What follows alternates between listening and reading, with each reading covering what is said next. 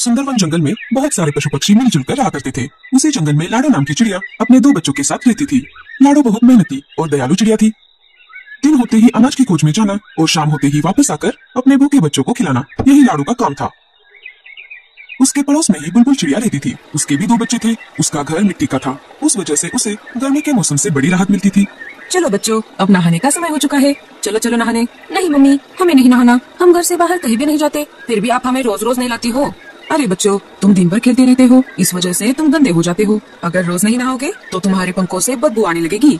बुलबुल के बच्चों को नहाना पसंद नहीं था, फिर भी बुलबुल उनको जबरदस्ती से नहलाती थी। बुलबुल ने अपने बच्चों को नहलाया और उनको घर के ऊपर सूखने के लिए बाहर खड़ा कर दिया। चलो अब मेरे काम का समय शुरू हो जाएगा। जंगल के पंछी एक एक करके मेरे स्विमिंग पूल में नहाने आएंगे। बुलबुल बहन, क्या मैं मेरे बच्चों को नहलाऊं? हाँ हाँ, क्यों नहीं, पर तुम्हें पता है ना, एक बच्चे को 1 बेरी।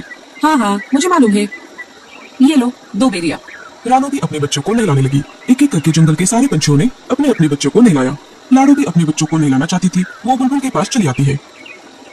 बोलो लाडो, क्या काम है? बुलबुल बहन, मुझे भी मेरे बच्चों को नहलाना है। हाँ हाँ, क्यों नहीं, लाओ फिर 2 बेरिया। अभी तो मेरे पास बेरिया नहीं है बहन, जब मैं पहाड़ी इलाकों में जाऊंगी तो बेरिया लेकर आऊंगी और तुम्हें दे दूंगी।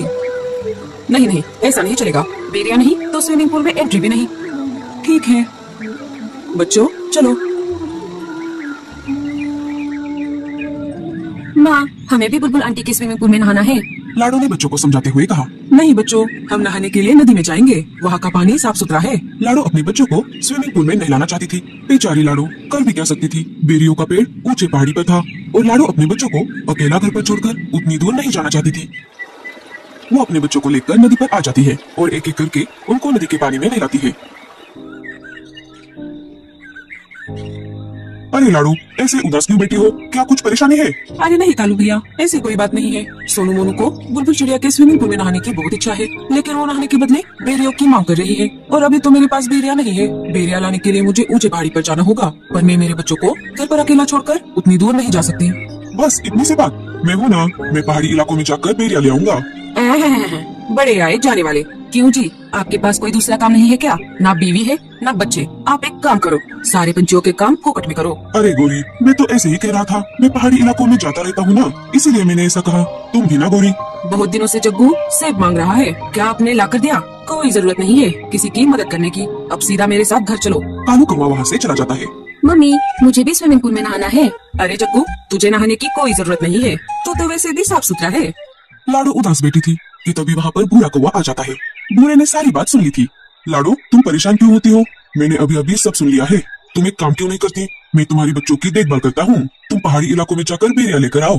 लाडो को भूरे पर बिल्कुल भी भरोसा नहीं था, लेकिन उसे बच्चों को स्विमिंग पूल में नहलाना भी था। फिर भी लाडो ने भूरे से पूछा, लेकिन तुम मेरी मदद क्यों कर रहे हो? अरे मैं भी बहुत दिनों से बेरिया खाने की सोच रहा हूँ, तुम आते समय मेरे लिए भी बेरिया लेकर आना। अच्छा ठीक है, तो मैं चलती हूँ, तुम मेरे बच्चों का ध्यान रखना। लाडो बेरिया लाने के लिए पहाड़ी इलाकों की ओर चल पड़ती है। अरे वाह, ये तो बहुत अच्छा हुआ। मुझे पता चला है पहाड़ी इलाकों से हमारी जंगल की ओर तेज तूफान आ रहा है। मुझे नहीं लगता कि लाडो उस तेज तूफान में बच पाएगी। फिर मैं इन 2 बच्चों को घर से बाहर फेंक दूंगा। लाडो के जाते ही भूरा बच्चों को घोंसले से बाहर निकाल देता है और घोंसले का दरवाजा लगा लेता है। बच्चे अपनी माँ की याद में रोने लगते हैं। इधर लाडो जैसे तैसे करके आगे बढ़ती रही। वैसे ही तेज हवा भी बढ़ने लगी। लगता है इस तेज तूफान में मैं उड़ नहीं पाऊंगी। लाडो चिड़िया हार मानने वालों में से नहीं थी। बड़ी कठिनाइयों का सामना करते हुए वो आगे बढ़ती रही। तभी उसके सामने से मीनू मौसी उड़ते हुए आ जाती है। अरे लाडो, ये क्या कर रही हो? चलो वापस, बारिश के साथ साथ बहुत बड़ा तूफान भी आने वाला है। अच्छा ठीक है मौसी। वो दोनों वापस जंगल में आ जाती है।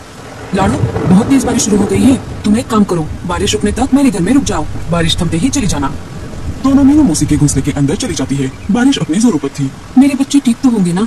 इधर बेचारे बच्चे तेज बारिश में भीग रहे थे।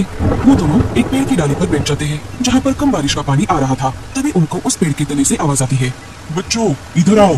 बच्चे अंदर चले जाते हैं। इधर भूरा कौवा मजे में घोड़े बेचकर सो रहा था। तभी एक तेज हवा का झोंका आ जाता है और भूरे कौवे का घोंसला पानी में गिर जाता है। भूरा घर का दरवाजा खोल नहीं पाता और वो डूब जाता है। थोड़ी देर बाद बारिश कम हो जाती है।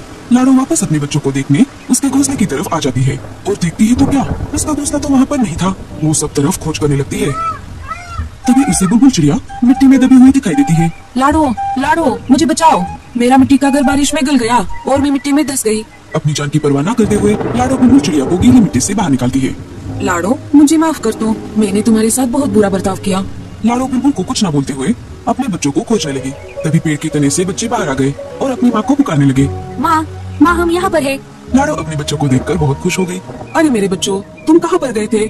माँ, आपके जाते ही उस बूढ़े अंकल ने हमें घर से बाहर निकाला था और हम यहाँ पर आ गए थे। हमें इन बूढ़ी दादी ने बचाया। माँ जी, आपका बहुत बहुत धन्यवाद। अगर आप मेरे बच्चों को आसरा न देती तो मेरे बच्चे इस तेज बारिश को सह नहीं पाते। कुछ दिन गुजर जाते हैं। फिर एक दिन सारे पंछी मिलकर जंगल के बीचों बीच खुले मैदान में एक बड़ा सा स्विमिंग पूल बना देते हैं, जिसमें वो रोज नहाने लगते हैं।